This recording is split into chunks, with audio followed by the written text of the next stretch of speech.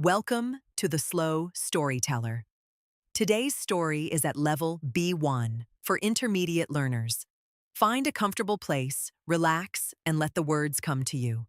Long ago, in a city of cobblestone streets and tall, narrow houses, there lived a wicked troll. Some people called him a demon. He was very pleased with himself because he had made something remarkable, a mirror. But this was not an ordinary mirror. Most mirrors show you the world as it is. This mirror showed you the world as something ugly. Beautiful mountains looked like gray mud. Kind people looked mean and small. Everything good and lovely appeared twisted and wrong when you looked at it in this glass. The troll carried his mirror all over the world, laughing as people saw their distorted reflections. "Look at yourself," he would say. "Look at how ugly everything truly is." And people felt sad and cold when they looked into it.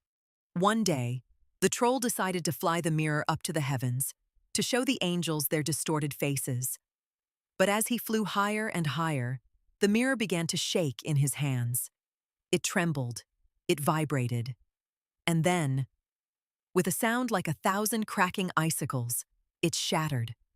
The mirror broke into millions of tiny pieces. Some pieces were no bigger than a grain of sand. They fell from the sky like a strange, glittering snow. They blew on the wind into people's eyes, into their hearts, into their chests. If a shard entered your eye, you saw the world as ugly and cold. If a shard entered your heart slowly became like ice. People all over the world felt a sudden chill. They became sharp with their words. They stopped noticing beauty. They forgot how to feel warmth. The troll fell back to earth, laughing, because his broken mirror was now doing even more damage than the whole mirror had done. He was very satisfied with this. But we are not going to follow the troll. We are going to follow two children, a boy and a girl, who lived in a city far away, in houses that stood so close together that their attic windows almost touched. Their names were Kai and Gerda. Kai and Gerda had known each other all their lives. Their families lived on opposite sides of a narrow alley, and between the two attic windows, their mothers had placed wooden window boxes full of roses. In spring and summer, the roses climbed and curled between the two windows, making a kind of rosy tunnel. Kai and Gerda would sit at their windows and talk through the flowers, or they would climb over and visit each other. They were the best of friends. Kai had dark hair and quick, clever eyes. He liked to read, to draw, and to ask questions about everything. Gerda had red gold hair and warm brown eyes. She liked to listen to stories, to tend the roses, and to laugh. In winter, the roses died back and the window boxes stood empty. But Kai and Gerda still visited each other. They would press copper coins against the frosty glass to melt small peepholes, and they would peer through at each other, laughing at the funny shapes the ice made.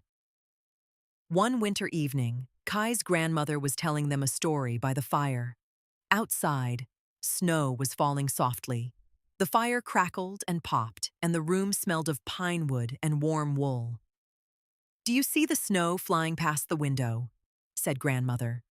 She was a small, soft woman with white hair and hands that were always busy with knitting. "They say the Snow Queen flies among the snowflakes. She is the largest flake of all. Sometimes she looks in through the windows at night." "What does she look like?" asked Gerda, pulling her blanket closer. "She is tall and pale," said Grandmother. "Her dress is made of millions of snowflakes. Her eyes are like cold, blue stars.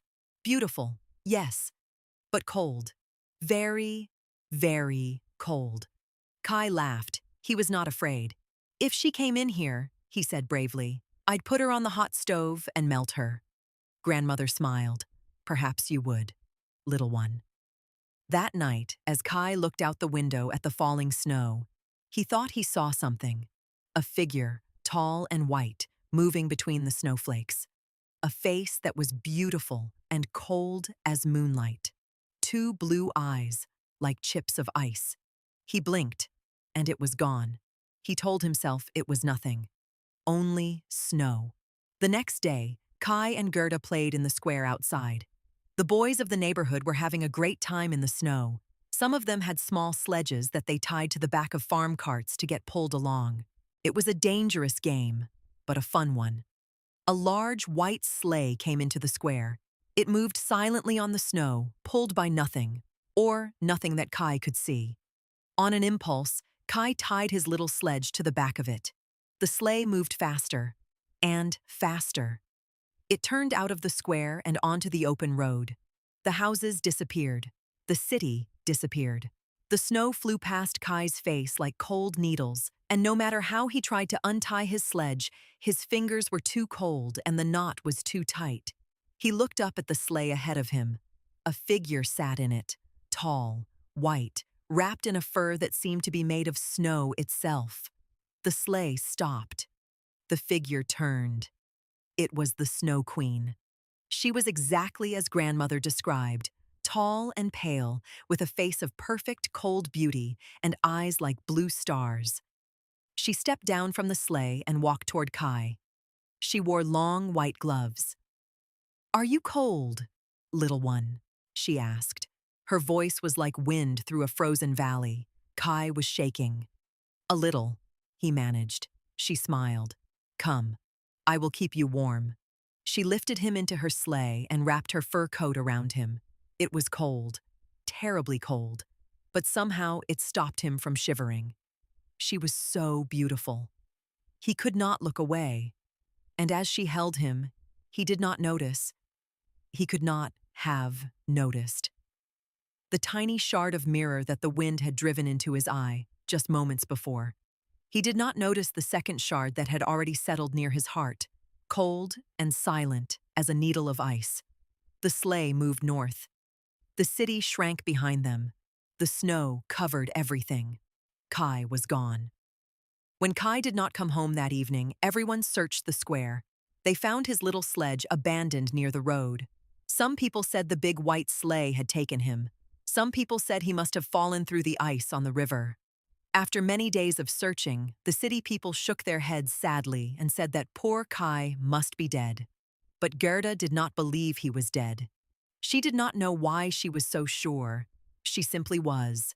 The certainty sat in her chest like a warm coal, quiet and steady. Winter passed. Spring came. The roses in the window boxes bloomed again, pink and red and soft. Gerda looked at them every morning and thought of Kai. She talked to the river. She talked to the swallows. She asked them all, "Have you seen Kai? Have you seen a boy with dark hair and clever eyes?" The swallows said nothing. The river murmured over its stones. One warm morning in early summer, Gerda could not stand it any longer. She put on her best red shoes she saved for special occasions, took a small piece of bread and a few coins, and walked down to the river. She sat on the bank where the current moved quickly between green reeds. She took off her red shoes and held them in her hands.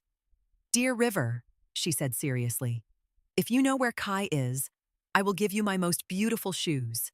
Please, take me to him." She threw the shoes into the water, but the current brought them back to the bank. She tried again. They came back again. She waded into the cold water, knee-deep, gasping at the cold, and threw the shoes as far as she could. This time, a small wooden boat came drifting along the bank. Gerda climbed in, thinking she would reach the shoes. But the boat began to move. It moved away from the bank, out into the current, picking up speed. Gerda grabbed the sides of the boat. The green reeds passed quickly. The city disappeared behind a bend. She called for help, but there was no one to hear her.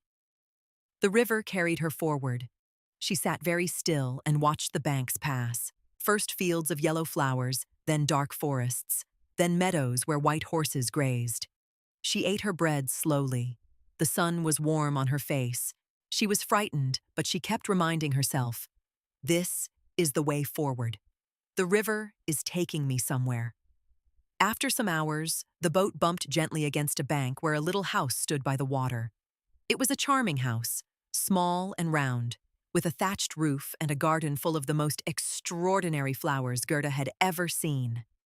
Every kind of flower grew there, all blooming at once, which was very unusual, since normally flowers bloom at different times. An old woman came out of the house. She was small and round, like her house, and she wore a wide-brimmed hat covered in flowers. She had a long, crooked walking stick, and she used it to pull Gerda's boat to the bank. "You poor dear," said the old woman. "Come inside. You must be cold and hungry." Gerda looked at her carefully. The old woman had a kind face, warm eyes, a round nose, cheeks like red apples. She seemed harmless. More than harmless. She seemed wonderful, like a grandmother from a storybook. "I am looking for a boy called Kai," said Gerda. "Have you seen him?" The old woman looked thoughtful. "A boy? No. No boy has passed this way. But come inside, dear. You look exhausted. Come and have something to eat, and rest, and tell me all about it." Gerda stepped out of the boat. The flowers brushed against her legs, bright and sweet-smelling. She could identify rose and lavender and lily and others she had no name for. The air was thick and heavy with perfume. It made her feel a little dizzy, but pleasantly so. Inside, the old woman's house was warm and comfortable. She fed Gerda a bowl of cherries, one by one, and each cherry tasted like the very best cherry Gerda had ever eaten, sweet and rich and slightly sleepy-making. "Tell me about this boy," said the old woman, combing Gerda's hair gently with a golden comb. Gerda told her about Kai, his dark hair, his clever laugh, the way he could do any arithmetic problem in his head, the way he loved to look at snowflakes through a magnifying glass. As she talked, the old woman combed her hair with long, slow strokes. The room grew warmer. Gerda's eyes grew heavy. She did not notice that when the golden comb touched her hair, her memories of Kai grew a little softer, a little further away, like a voice in another room. She did not notice the old woman smiling carefully.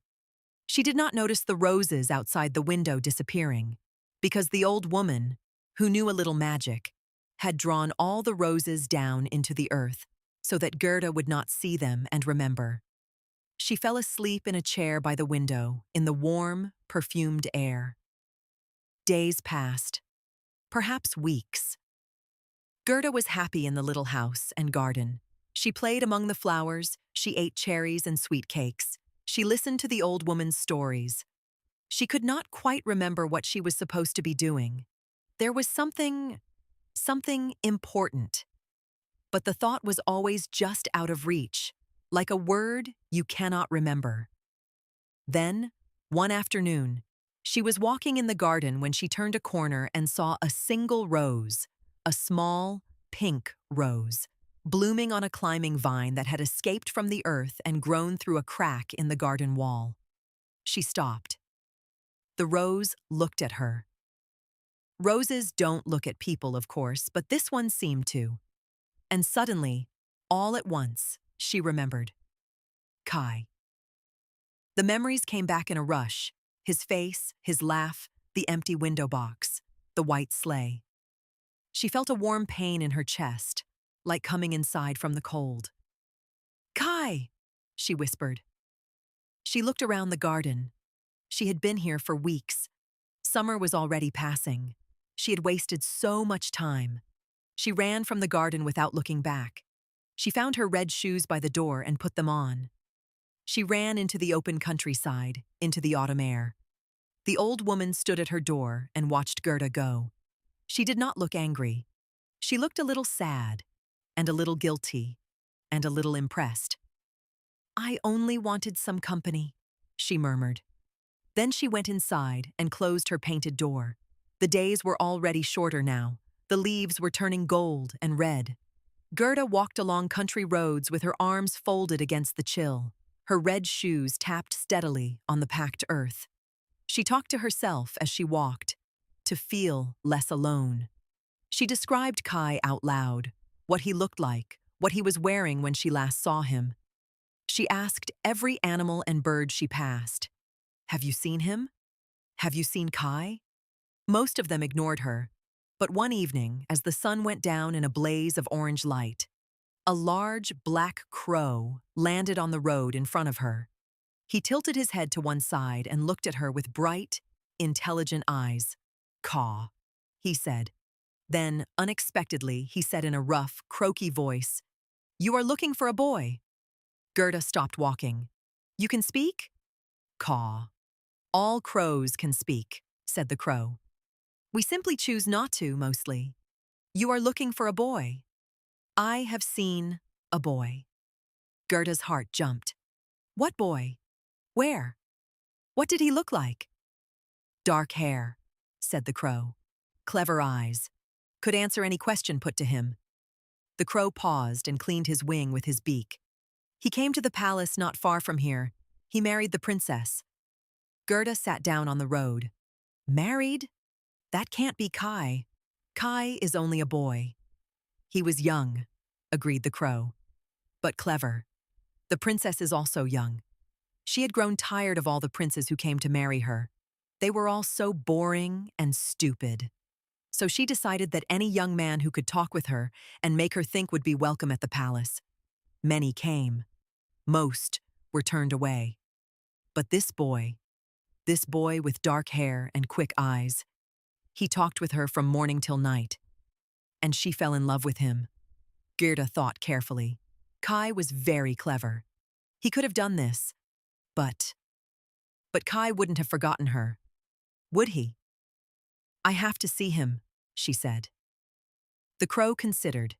His mate, a female crow who lived at the palace, might be able to help. That evening, as darkness fell, the crow led Gerda through the forest and across a moonlit field to the edge of the palace grounds. The palace was beautiful. Tall windows lit with gold, towers that caught the moonlight, smooth walls of pale stone. The female crow met them at a small side gate and led Gerda through garden passages and servants' corridors, moving quietly through the sleeping palace. They reached the royal bedroom. The crow pointed with her wing at the door. Gerda pushed it open, her heart hammering. The room was large and full of moonlight. There were 2 beds, shaped like enormous flowers, one white and one red, hanging from the ceiling by long silken stems. In one of them, a young girl slept with dark curls spread across the pillow. In the other, a young boy slept on his stomach. Gerda moved toward him. She touched his shoulder. He turned over. It was not Kai. The boy was similar, dark hair, a clever face. But it was not Kai. She would have known Kai anywhere, even sleeping. She felt a wave of disappointment so strong it made her sway. But she did not cry. She pressed her lips together and breathed steadily. The girl in the white bed opened her eyes. She had not been deeply asleep. She looked at Gerda without alarm, only with curiosity. "Who are you?" she asked.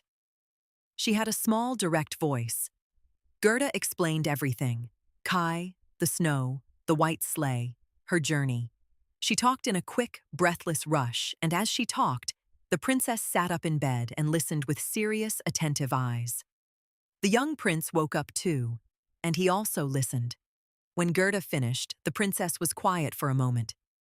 "You should go north," she said finally. "I have heard of the Snow Queen. She lives in the north, beyond Lapland, in a palace of ice.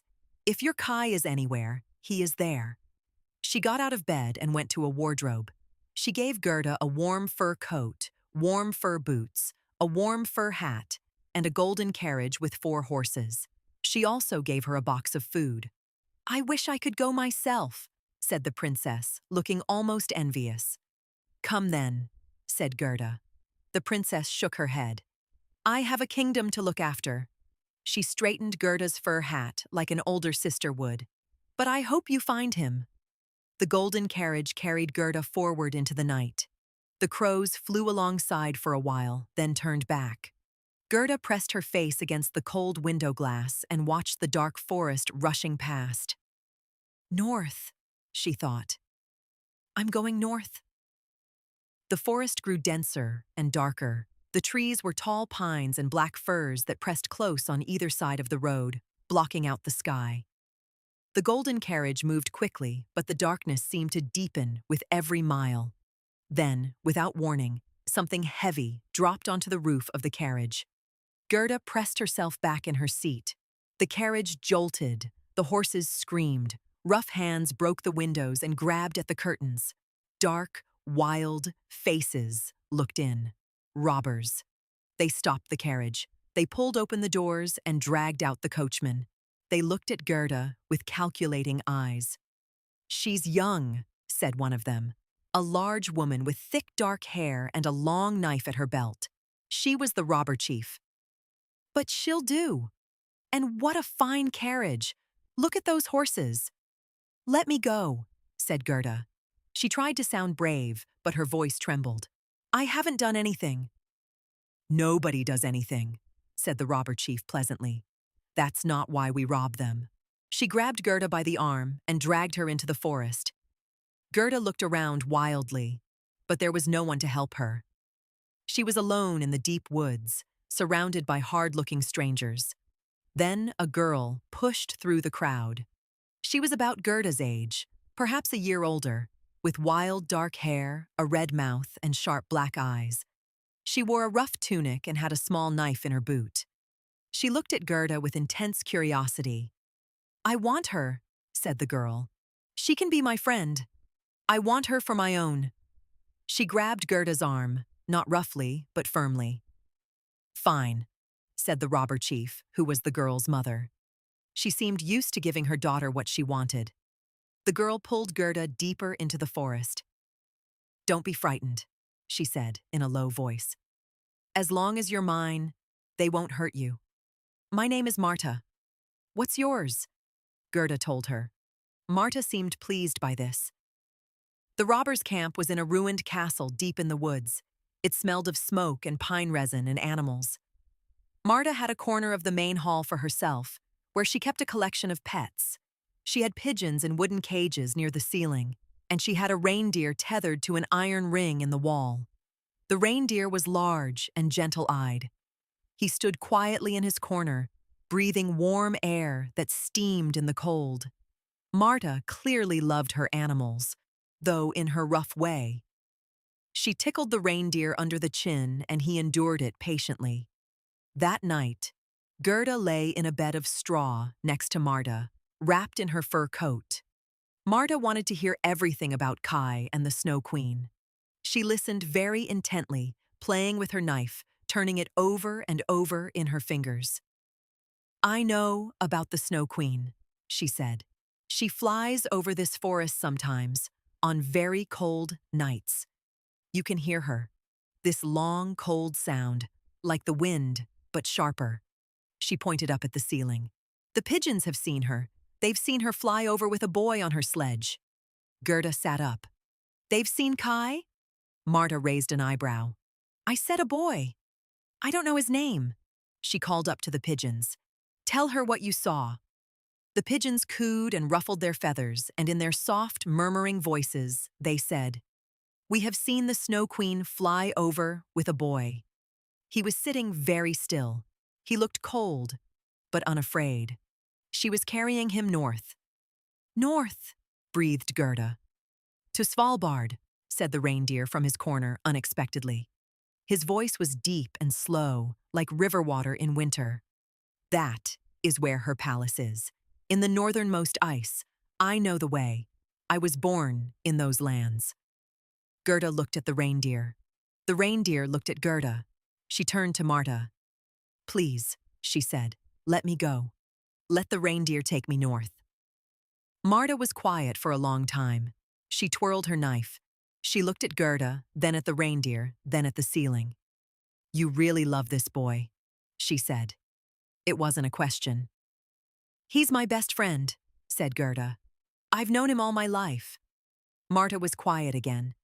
Outside, the wind moved through the pine trees with a cold, whispering sound.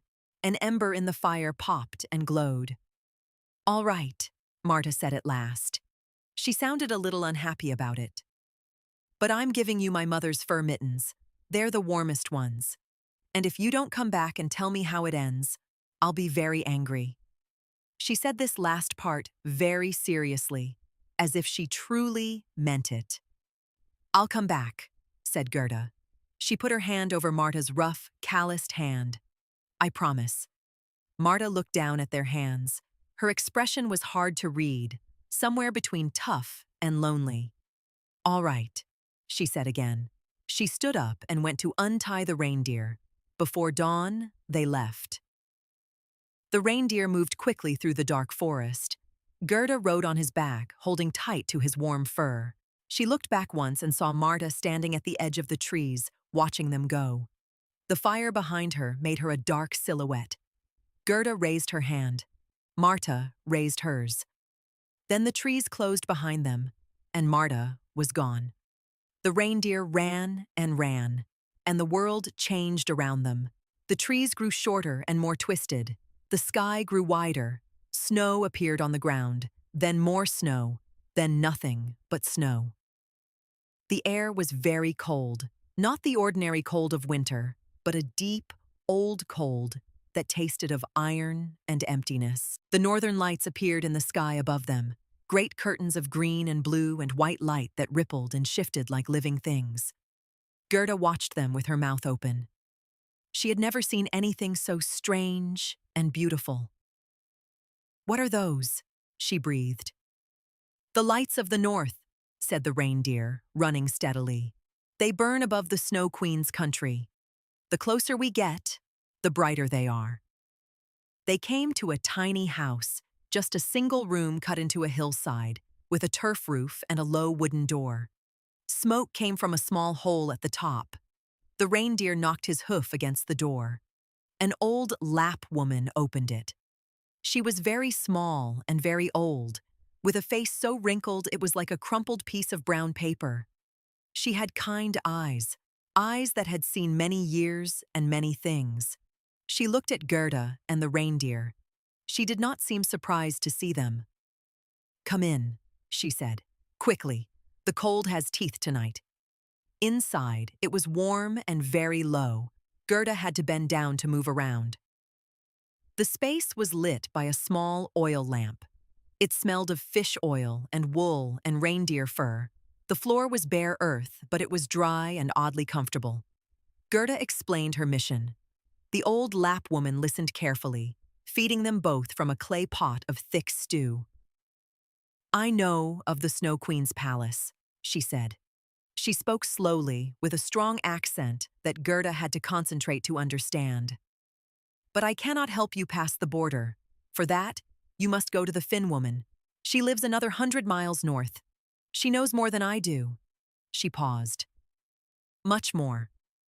She wrote something on a piece of dried fish, she had no paper, and gave it to Gerda. "Give her this. It explains what you need."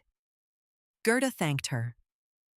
The reindeer ate some lichen from a pile in the corner, and then they set off again into the crackling cold. The world was almost entirely white now. The sky was a deep, dark, blue-black, full of stars that were unusually large and bright.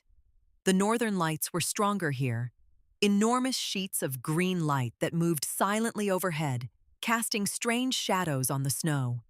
The second house was even smaller than the first. It was dug completely into the snow, with just a tunnel for a door. The reindeer stopped outside it and stamped his feet. A woman came crawling out of the tunnel. This was the Finn woman. She was round and short, with bright, clever eyes and a calm face. She looked at the message on the piece of fish, then at Gerda, then at the reindeer. She nodded once, as if confirming something she had already suspected. She led them inside. It was warmer here than anywhere Gerda had ever been, so warm that she immediately pulled off her fur coat. The Finn woman moved around the small space with efficient, familiar movements, making tea from some dried herbs. "The Snow Queen's palace is not far now," she said. 3 hours travel north, perhaps less. "Can you help Gerda reach it?" asked the reindeer. "Can you give her power against the Snow Queen? The strength of 12 men? A magic weapon?" The Finn woman sat back on her heels and looked at Gerda for a long time. Gerda sat still under this examination, her hands in her lap. She doesn't need it, said the Finn woman simply. What do you mean? Asked the reindeer. I mean she already has what she needs. The Finn woman leaned forward slightly. Do you know how powerful you are, child? Do you know what you carry with you? Gerda shook her head. You have walked from your city all the way to the roof of the world, said the Finn woman. No magic brought you here, no sword, no spell, no great power. You came on your own feet, through summer and autumn and deep winter. You have been captured, enchanted, and deceived, and still you came. She tilted her head. What do you think carries a person through all of that? Gerda thought. I don't know. I kept going. Yes, said the Finn woman. You kept going. She handed Gerda the cup of herb tea. That is the power. Not a weapon. Not a spell. You. She looked into Gerda's face with her clever eyes. The Snow Queen's palace is full of cold. Cold air. Cold floors. Cold logic. The Snow Queen collects things that are bright and perfect and beautiful. She does not understand warmth. She cannot. Your Kai has a shard of mirror in his eye and in his heart. It is making him see everything as cold and logical and sharp. He sits in the palace and works on puzzles, and he has forgotten everything soft. Gerda gripped her teacup tightly. Her cold cannot hurt you, continued the Finn woman. Or rather, it can hurt you physically, but it cannot reach the warmest part of you. You understand? The cold cannot touch that. She stood up. Go. The reindeer will take you to the edge of the palace grounds. After that, you walk alone. Why alone? Asked Gerda. Because the palace is protected. Animals cannot enter. Only a person can cross those last fields. She looked at the reindeer. Leave her at the red bush. You know the one. The reindeer nodded gravely. Gerda finished her tea. It tasted of pine and ice and something faintly sweet that she could not identify. She put on her coat and her mittens and her hat. She looked at the Finn woman. Thank you, she said. The Finn woman looked at her with something that might have been admiration. Thank yourself, she said. When this is over. The reindeer carried her north until they reached a place where the snow was so deep and so white it was almost blue. He stopped at a small red Arctic bush, the only colored thing in the entire landscape, and bent his head. This is as far as I go, he said. Gerda slid down from his back. The cold hit her immediately, sharp and total, like being submerged in icy water. It pressed against her cheeks and her nose and her fingers. Her breath came out in great white clouds. Go back safely, she told the reindeer. He looked at her with his large, dark eyes. They were warm and gentle, like a lamp in a window. I hope you find him, he said. Then he turned and ran south, and in less than a minute he had disappeared into the white distance. Gerda was alone. She walked north. The snow squeaked under her boots. The sky above her was extraordinary. Deep violet blue, shot through with ribbons of green and white light from the aurora. Stars clustered in their millions. There was no wind, which was perhaps more frightening than wind would have been. The silence was total and absolute, a silence so complete that Gerda could hear her own heartbeat. She walked for what felt like a very long time. The landscape did not change much. Flat snow, the occasional ice ridge, the sky's shifting lights. Then she saw it. The Snow Queen's palace rose from the ice like a mountain, but it was entirely made of frozen water, towers and walls and arches of ice, all in shades of blue and white and silver.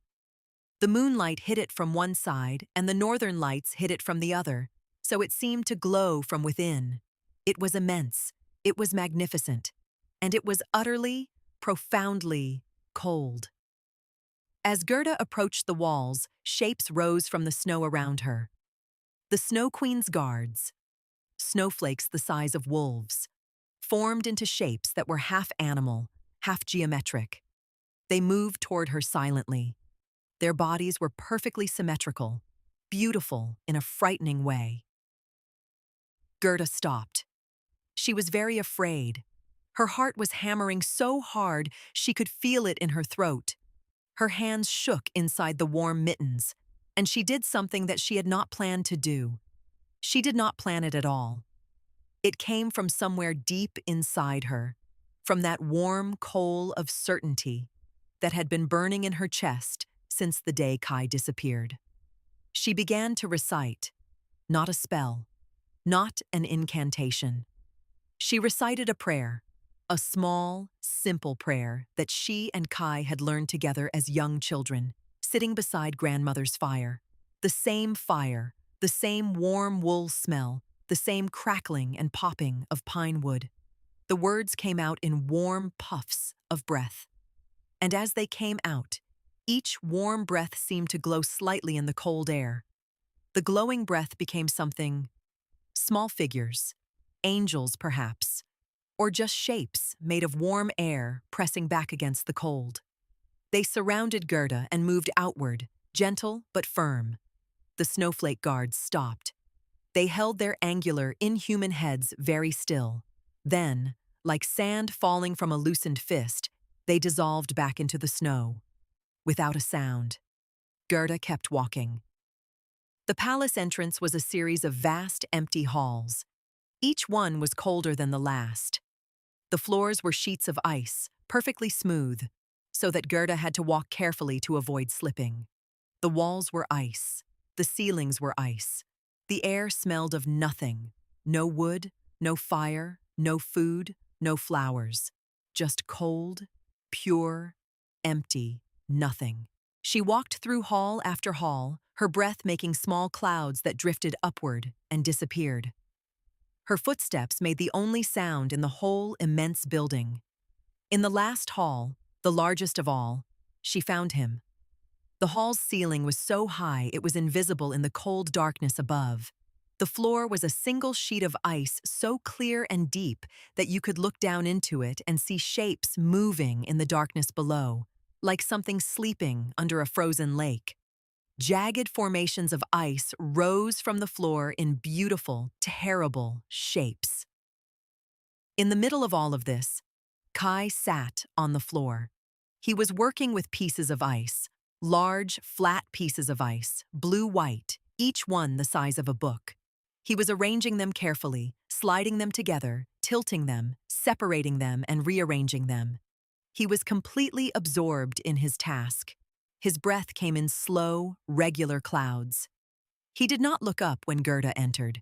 He was wearing the same clothes he had been wearing when she last saw him, the coat, the scarf, the boots. But he was thin, thinner than before. His face was pale and still, like a face made of wax. His clever eyes were focused entirely on the ice pieces in front of him. Gerda ran toward him. She dropped to her knees on the ice. She grabbed his arm. "Kai!" she cried. "Kai! It's me! It's Gerda!" He looked at her. His eyes were calm. They were not warm or surprised or happy. They were simply curious, as if she were an interesting shape in a puzzle he was solving. "Gerda," he said, in a voice that was flat and measured. "You are here." "Kai." She held both his hands. His hands were ice cold through her mittens. "Kai, I've been looking for you. I've come so far. I've walked and ridden and sailed and—" "You should go home," he said, gently disengaging his hands. "I'm working. I'm trying to spell out a word." He looked down at his pieces of ice. "The Snow Queen said that if I can spell the word, she will give me the whole world. And a new pair of skates." He tilted a piece of ice this way and that, considering. Gerda looked at the pieces. They were arranged in some kind of pattern, but she could not read it. "What is the word?" "Eternity," he said. He said it the way you say a word when you find it very satisfying. "The Snow Queen says it is the most important word. She says it is more important than any other word. I just cannot seem to arrange the pieces correctly." He frowned at the ice. "I have been working on it for some time." Gerda looked at him. His face was so still. His eyes were so blue, cold. He was here, in front of her, alive. And yet he felt very far away, further than all the miles she had just traveled. She had not planned what to do next. She had not thought beyond finding him. And now she had found him, and he was looking through her as if she were made of ice herself. She felt a great grief rise in her, not despair, but grief. Grief for the boy at the window in the rose garden. Grief for the quick laugh and the clever eyes and the winter evenings beside grandmother's fire. Her eyes filled with tears. She held his face in her hands and she wept. She did not try to stop herself. The tears ran down her face and fell onto his chest. They were very warm. Something happened to Kai. The first tear fell on his chest, directly over his heart. And there, inside that cold, cold heart, something cracked. Not loudly, very quietly, like the first give of ice in spring when the whole frozen river shifts one tiny degree and you can hear the change if you are standing close enough. Kai's face changed. Something in it moved. His eyes flickered. More tears fell. Gerda was crying freely now, her warm hands cupping his cold face. And with each warm tear, the shard of mirror in his heart grew smaller. It cracked and split and dissolved, like ice in sunlight, like frost on a warm window, like snow on a stone in spring. Kai blinked. The blue coldness in his eyes softened. Something warm appeared behind it, something she recognized, the clever warmth she had known all her life. He looked at her, really looked at her. And as he looked, a single tear ran down his own face. And this tear was warm too, and it fell into his own eye. And the last shard of mirror that was lodged there washed free. He gasped. His hands, which had been cold and still on his lap, reached up and grabbed Gerda's wrists. "Gerda," he said. And this time, his voice was completely different. It was not flat or measured. It was confused and frightened and wondering. "Gerda, how long have why are you crying?" "Because I'm happy," she said, which was true. She was crying, and she was happier than she had been since she last saw him. He looked around the ice hall, at the towering frozen walls, at the cold white light, at the pieces of ice scattered on the floor. His face showed his confusion and his returning self. He was coming back to himself, like someone waking from a very long, very strange dream. "I was here," he said slowly. "I was sitting here. I was doing something." He looked at the ice pieces. "Was I doing puzzles?" "Trying to spell eternity," said Gerda. He looked at her. "For how long?" "I don't know." "A long time." He stood up, slowly and unsteadily, like a person who has been sitting still too long. He looked down at the ice pieces, and then, as if by their own will, no longer needing his cold, logical mind to arrange them, the pieces slid together across the floor. They arranged themselves into a pattern, smooth and clear. The words spelled out on the ice floor, letter by letter, eternity. Kai looked at it.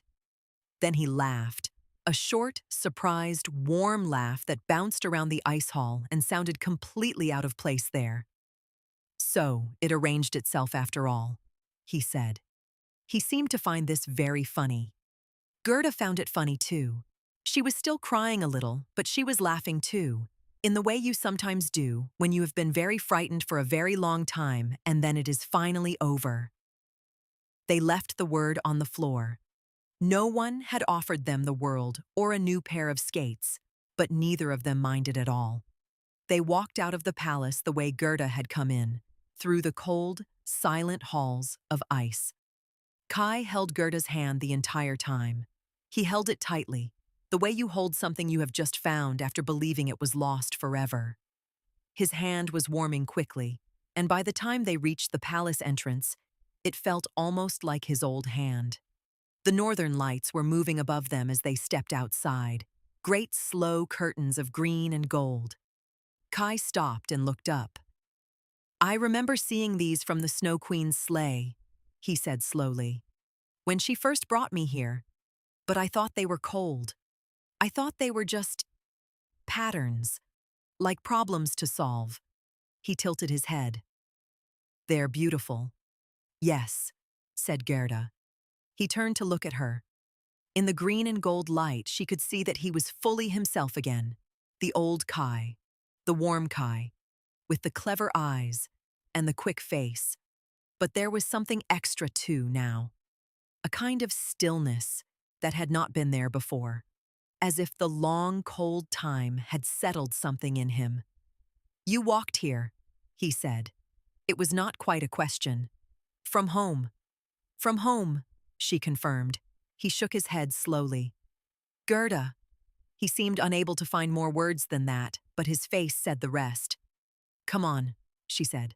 Let's go home. They did not have a reindeer to carry them, or a golden carriage. They walked south. But the walking was entirely different from Gerda's walk north. That had been a walk of not knowing, of fearing and pushing through. This was a walk of going home, warm inside even when cold outside. They walked through the deep snow of the far north, and the auroras faded as they moved south. They reached the red Arctic bush where the reindeer had left Gerda, and Kai touched its few dry leaves with interest. Everything grows here, he said, sounding surprised. Even here. Then, as if they had been waiting for them, hoofbeats sounded and the reindeer came running from the south, his breath steaming and his eyes bright. He slowed to a stop in front of them. You found him, he said. He sounded relieved and pleased. He looked at Kai carefully. He is warm again. He is warm again, agreed Gerda. Get on both of you, said the reindeer. I'll carry you south. They stopped first at the Finn woman's little buried house. She came crawling out of the tunnel when she heard them, and she looked at Kai with great attention, looking into his eyes and then placing one hand briefly over his heart. The glass is gone, she said. Yes, said Kai. He seemed to understand what she meant, though no one had explained to him about the mirror shards. You will carry a scar, she said, not unkindly. Where the cold was. For a while. He thought about this.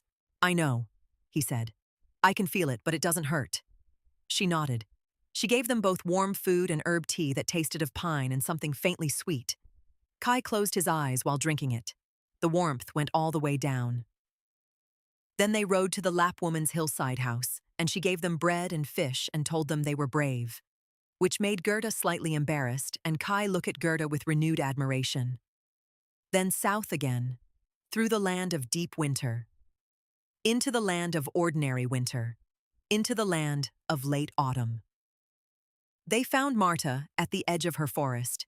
She was sitting in a tree, very high up, watching the road. She dropped down when she saw them. She looked at Kai. She looked at Gerda. She looked at their joined hands. So you found him, she said. I found him, said Gerda. Marta looked at Kai directly. You're the one who got taken by the Snow Queen? Kai met her eyes. Yes. Marta considered him. You don't look that interesting, she said. Kai smiled. I get that a lot. Marta looked surprised, and then she laughed. A loud, rough, unguarded laugh that startled some birds from a nearby tree. He's funny, she told Gerda, as if this was unexpected information. He can be, said Gerda. Marta walked with them to the edge of the robber territory, which was as far as she was supposed to go. She gave Gerda back the fur mittens. She stood at the boundary marker with her hands in her pockets and watched them prepare to leave. You said you'd come back, she told Gerda. And I did, said Gerda, to tell me how it ended. The Snow Queen's palace is empty now, said Gerda. He's here. It ended well. Marta nodded. She was quiet for a moment. Well, she said at last, if you're ever traveling north again. I mean, it would be fine if you passed through. She said this very casually, looking at the middle distance. I'll visit, said Gerda, even if I'm not going north. Marta's face did something complicated. Then she straightened her spine and looked fierce again. I have to go back, she said. She jerked her chin in a kind of goodbye. She turned and walked back into the trees. Gerda watched the forest until she could not see the wild dark hair anymore. The crow met them next, the male crow who had helped Gerda months ago. He landed on a stone wall by the road and regarded them both. So, he said. He looked at Kai. You're not as impressive as the prince, but probably more suited to her. What prince? Asked Kai. Never mind, said Gerda quickly. The crow flew with them for a while, telling them that the princess and the young prince were doing well, and that there had been some excitement at the palace involving a visiting duke. But the details were complicated and not really relevant. Then he peeled off toward the palace, and they were alone again. They walked through the countryside where the leaves had almost all fallen. The trees were bare and dark against a gray sky. But there was something beautiful about it. The clean lines of bare branches, the few last leaves spinning down in the still air. Kai stopped to look at everything. Grass, stones, a dry seed head on a stalk, the bark of a beech tree. He seemed to be rediscovering the world. He touched things carefully. He looked at them from different angles. The Snow Queen's palace was beautiful, he said, as they walked through a village in the late afternoon. Smoke was rising from the chimneys, and someone was cooking something that smelled of onions and warm broth. I can see that now. I couldn't. When I was there, I couldn't see it as beautiful. I just saw it as perfect. The way a problem can be perfect. What's the difference? Asked Gerda. He thought about it. Beauty makes you feel something, he said. A perfect problem is just correct. It doesn't make you feel anything. He glanced at her. When I was there, I didn't feel anything. I was comfortable. I wasn't unhappy. But I didn't feel anything. Gerda thought about this. I felt things the whole time, she said. Mostly frightened. Some of it was wonderful, but mostly frightened. I know, he said. He paused. Thank you. For all the frightened. She laughed. You're welcome. They arrived back in their city on a winter evening. Snow was falling. Ordinary snow. Small and soft and quiet. The kind that settles on eyelashes and window ledges. The cobblestones were slippery and familiar. The lamplighters had been at work, and the streets glowed warm amber. Gerda knew every street. She had walked them all her life, but they looked different now. Or perhaps she looked at them differently. She noticed the worn smoothness of the stone steps on a particular house where many feet had passed. She noticed the old iron gate with a rose pattern that she had passed 1,000 times without really seeing. She noticed the smell of bread from a baker's that was still working even though it was evening. The city was the same. She was different. They came to their alley, the narrow passage between the two houses with the attic windows above and the window boxes below. The window boxes were empty, of course. It was winter, but someone had recently painted them white, and they looked clean and hopeful against the stone wall. Kai looked up at the windows. Light was coming from both of them, a warm, golden light that meant people were home. Gerda suddenly ran. She ran up the stairs and burst through the door of her grandmother's apartment. Grandmother was sitting in her chair by the fire, exactly as Gerda had left her a lifetime ago, exactly as she had been in all of Gerda's memories throughout the long journey. Small and soft and white-haired, with her knitting in her hands. She looked up when the door opened. For a moment, her face was very still. The stillness of someone who is afraid to believe what they are seeing. Then she set down her knitting and opened her arms. Gerda crossed the room in 3 steps and was held. She pressed her face into the soft, warm wool of grandmother's shoulder and smelled pine wood and lanolin and home. The fire crackled behind them. Outside, the snow fell quietly. Grandmother said nothing at first. She just held on. Then, "You found him." Not a question. She knew somehow. "I found him," said Gerda. A moment later, the door opened again, and Kai came in. He was carrying his hat in his hands, and he looked at Grandmother with a face that was both steady and young, both older than when he had left, and somehow more himself. "Hello, Grandmother," he said. Grandmother held out her other arm. Later, when they had eaten, and the fire was lower and the room was full of the quiet satisfaction that comes after a long journey, Grandmother made tea, and they sat together in the warmth. Kai had told them very little about his time in the palace. He had simply said it was cold, and that he had been working on a puzzle. He said it matter-of-factly, without distress, but there was a careful quality to the way he said it that made both Gerda and Grandmother understand not to push further. Gerda had told them more: the garden, the robbers, the crows, the Finn woman. Grandmother had listened with great attention, her white head nodding slowly. "The Finn woman was right," said Grandmother at one point. "About what?" asked Gerda. "About what carried you." She picked up her knitting. "I knew when you left, you know. I heard you go. I was awake. Why didn't you stop me?" Grandmother's needles clicked. "Because you knew where you were going," she said simply. Gerda looked at the fire. Outside, the snow had stopped, and the city was very quiet under its white covering. A church bell rang somewhere in the distance, slow and deep and clear. Kai, sitting in his old chair by the window, the chair he had sat in so many times before, looked out at the snow on the window box.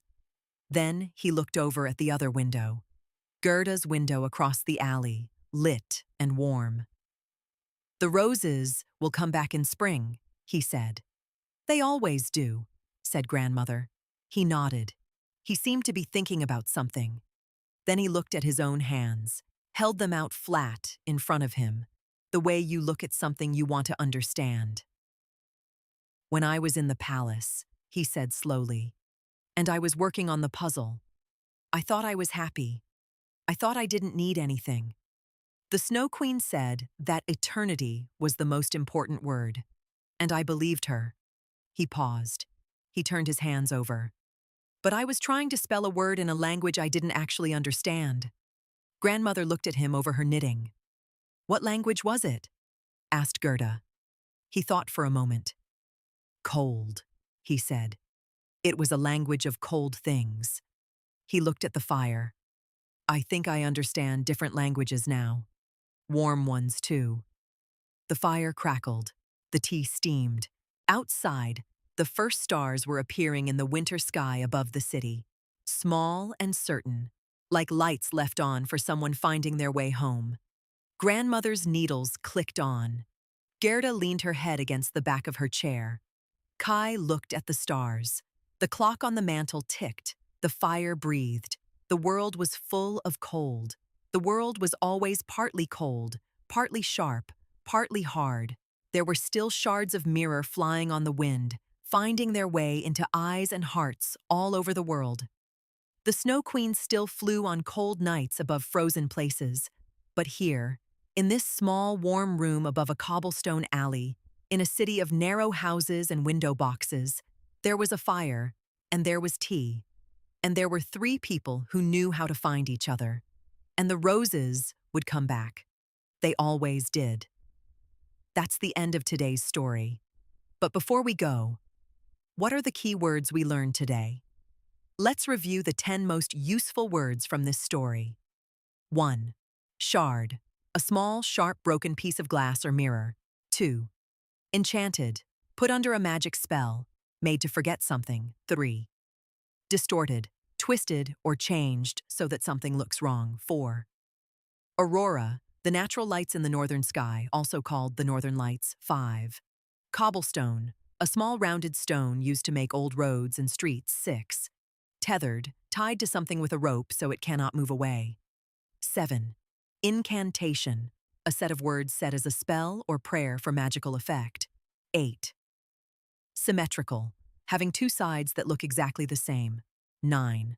Lichen, A flat, dry plant-like thing that grows on rocks and trees. 10. Endured. Experience something difficult without giving up or complaining. Thank you for listening to The Slow Storyteller. Slow stories. Real English. Every week. If today's story helped you, please subscribe so you don't miss next week's. Until then, keep listening, keep learning.